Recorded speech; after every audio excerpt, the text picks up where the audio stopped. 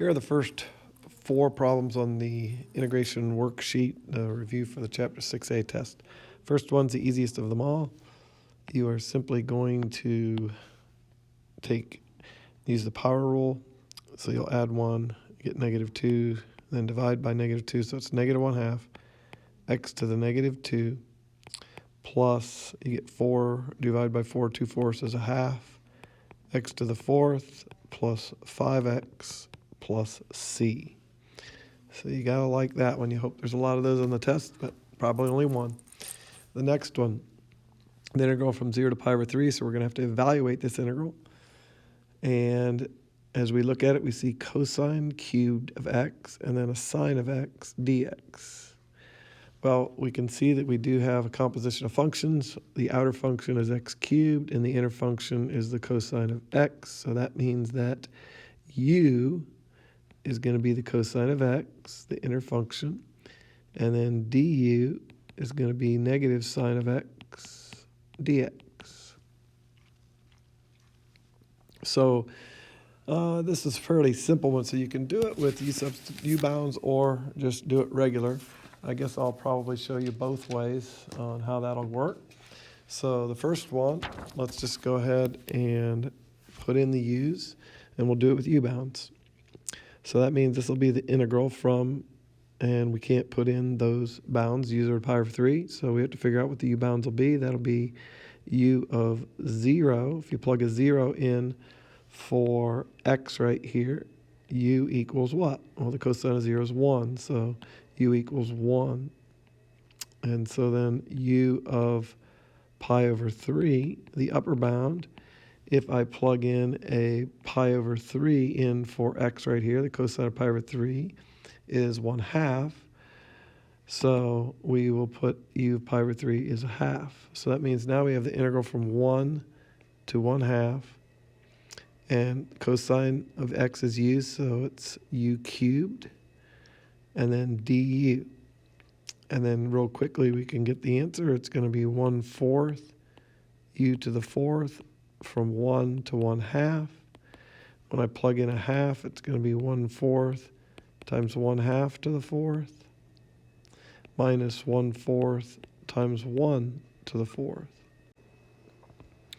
So now let's finish this off. We got 1/4 times 1, 2 to the 4th is 16, minus 1/4, which is 1/64th, minus, and to get a common denominator, 16 over 16 will give it to us, and that'll be 16 over 64th, multiplying 16 times 4 is 64, and the final answer is -15 over 64 for our answer. And that's using u bounds, which I always kind of like doing that. The other way we could have done this problem is we can see that it's u cubed times du. It's pretty evident, so you don't really have to write it out. So if you have the cosine cubed of x, sine of x dx, again, we can see that's the integral of u cubed du. So we know the answer is 1/4 u to the 4th, but u we know is cosine of x. So it's the cosine of x to the 4th. And we're going to do that from the bounds that were given to us, so because we're in terms of x. So then that's just going to be 1/4, and then we're going to have times the cosine of pi over 3 to the 4th, minus 1/4 the cosine of 0 to the 4th. Cosine of pi over 3 is 1/2, so there you get your 1/4 times 1/2. And that's to the 4th, minus 1/4 times 1 to the 4th. So it's 1/4 times 1/16 minus a 4th. Same thing we got before. It's going to be 1/64 minus 16/64, which is -15 over 64. So whichever way you do it, doesn't really matter. It's just whatever you prefer. So now we'll look at number 3. We have the integral of 20 over x squared plus 36. So some students will look at this and say, whoa, I don't have any idea what to do here. because there's really, if the bottom is x squared, if u is x squared plus 36, there's no 2x, there's no x there to get my du. So we can't do that. So when you see stuff like that and you got to recognize that, hey, what if that would have been x squared plus 1? Then it would be inverse tangent. And so, but we can make it x squared plus 1, so let's do it. And all we have to do that is, in my first step, I'm going to factor the 20 out just to get it out of the way. And I have 1 over.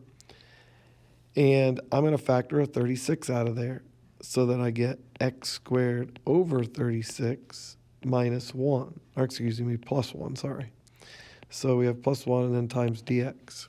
So what does that do for me? Well, I'm now going to have 20 over 36 on the outside. I'm going to bring that 1 over 36 out and multiply it by 20.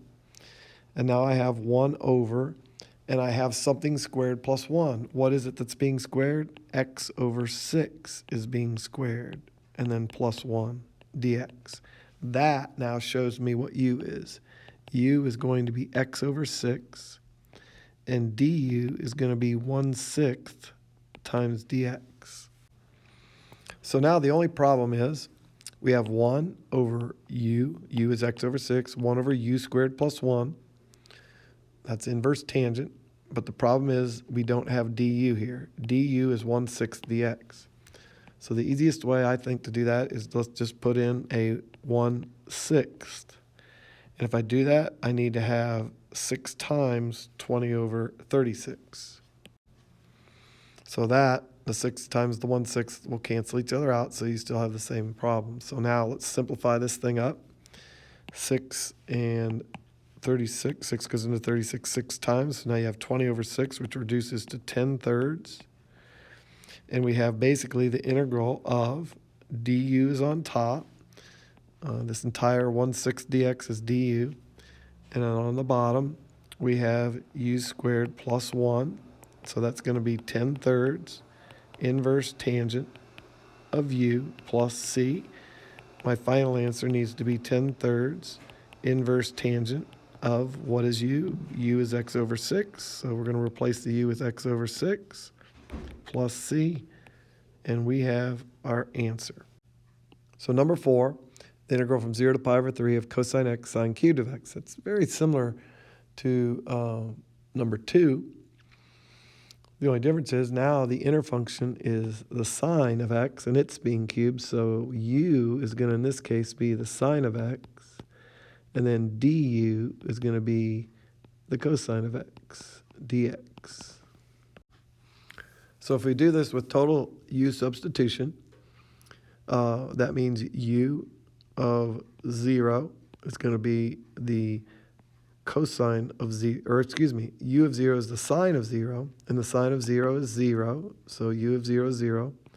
And when, looks like we're going to pi over 3, so u of pi over 3 means we will take the sine of pi over 3, and the sine of pi over 3 is radical 3 over 2.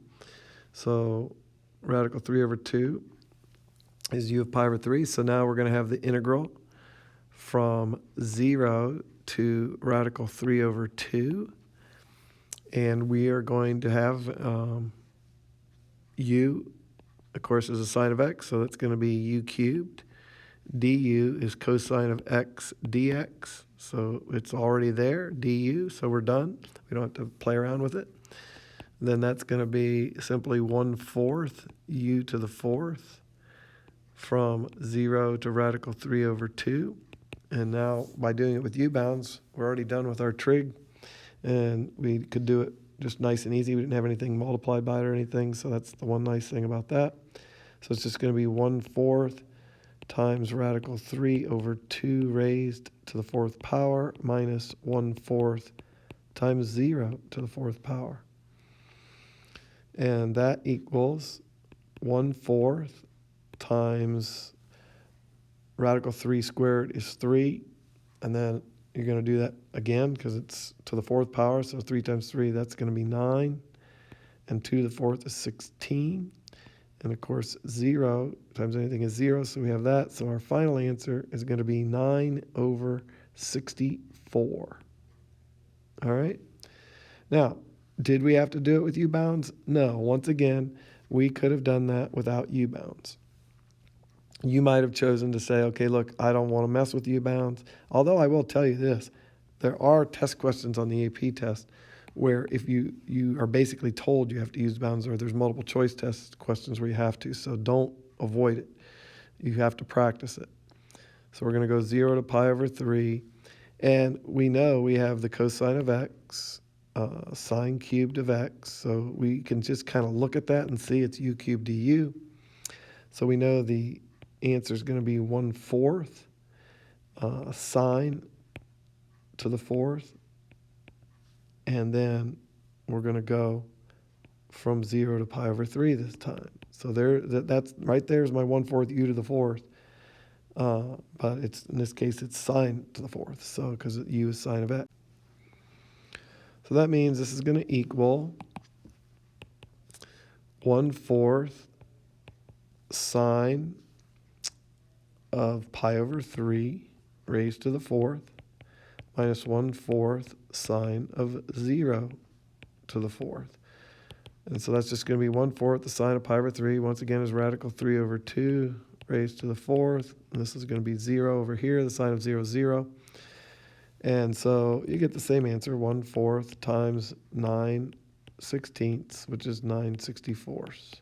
So it's really up to you whether you want to use U-bounds or not. It depends on what's easiest for you.